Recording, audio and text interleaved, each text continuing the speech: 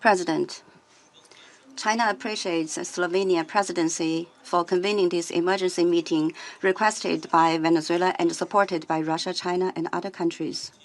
We thank ASD Chiari for his briefing.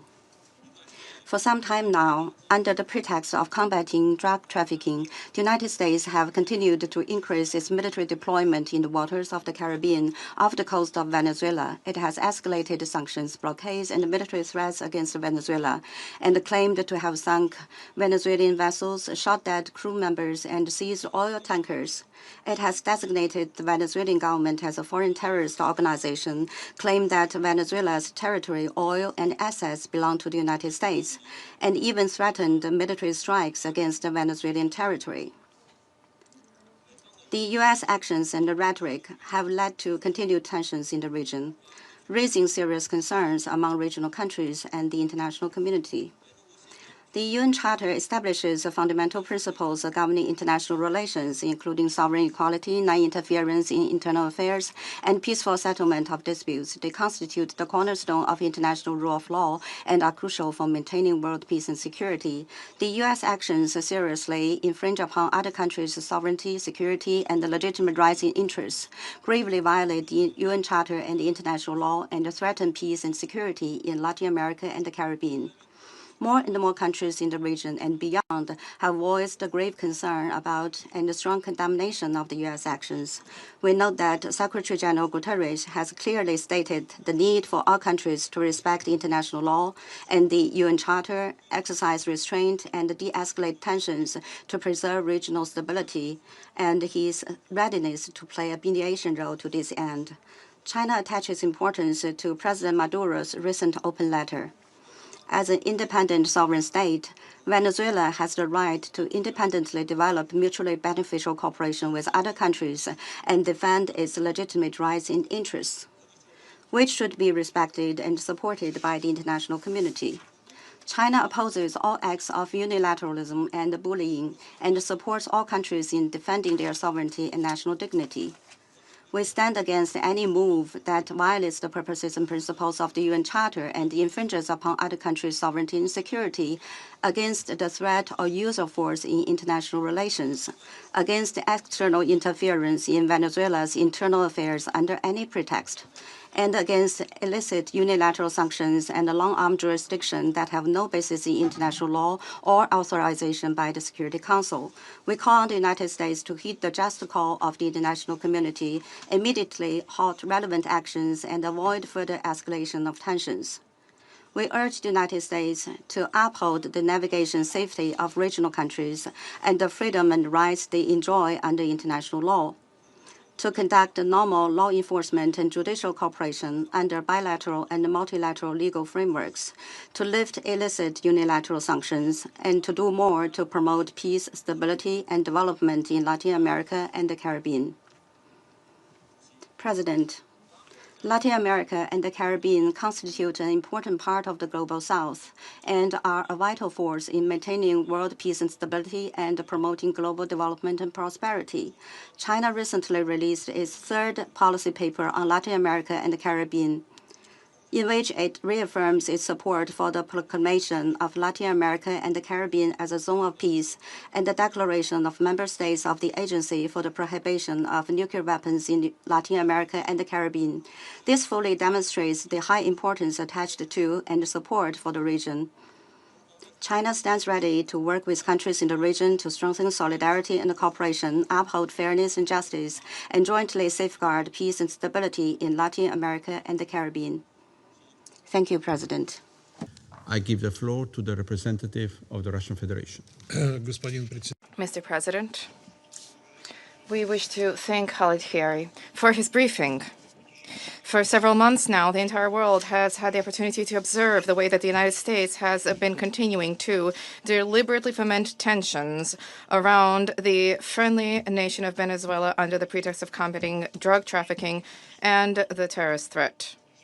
illegally destroying at the same time the civilian vessels in the Caribbean Sea.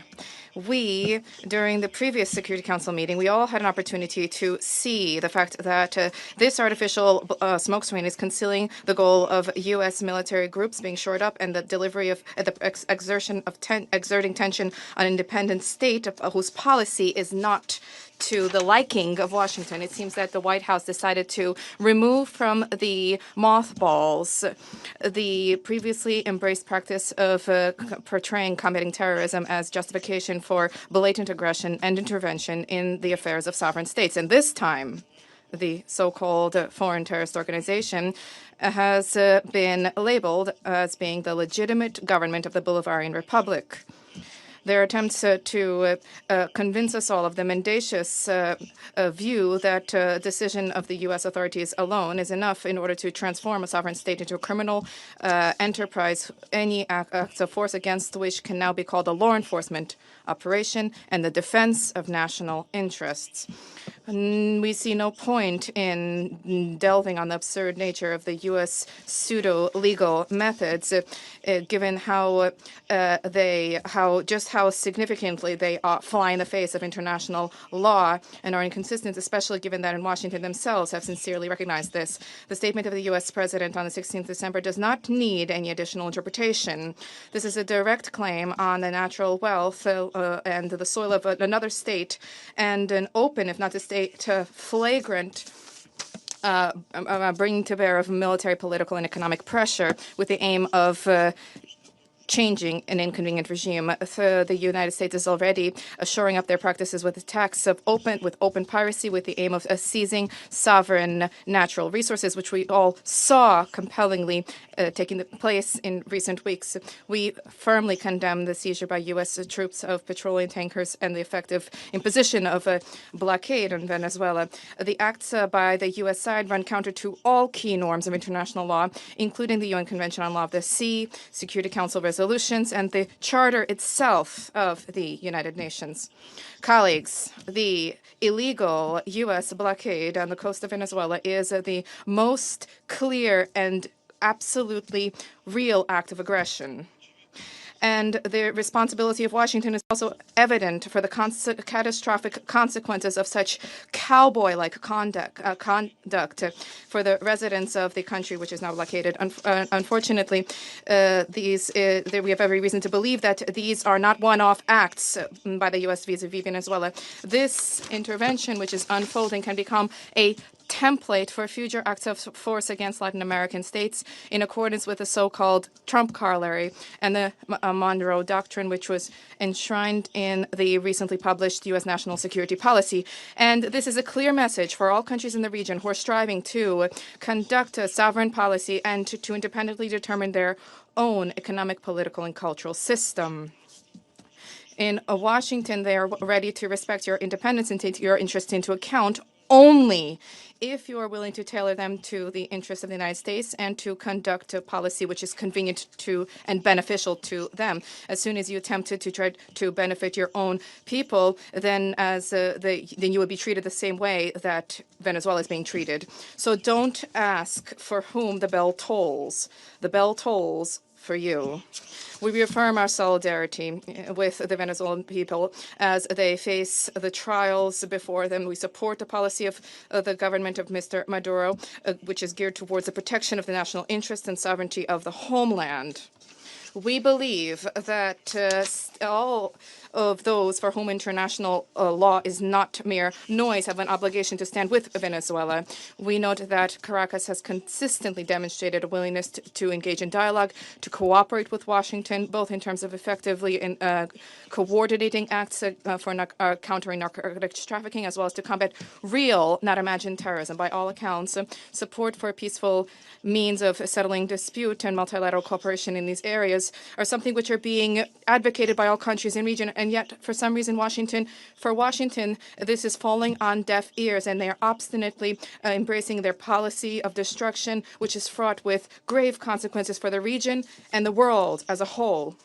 We regret the fact that the new U.S. administration, which has been sober and pragmatic in its approach when it comes to other crisis situations, when it comes to Venezuela, it remains mired in approaches which itself actively criticizes.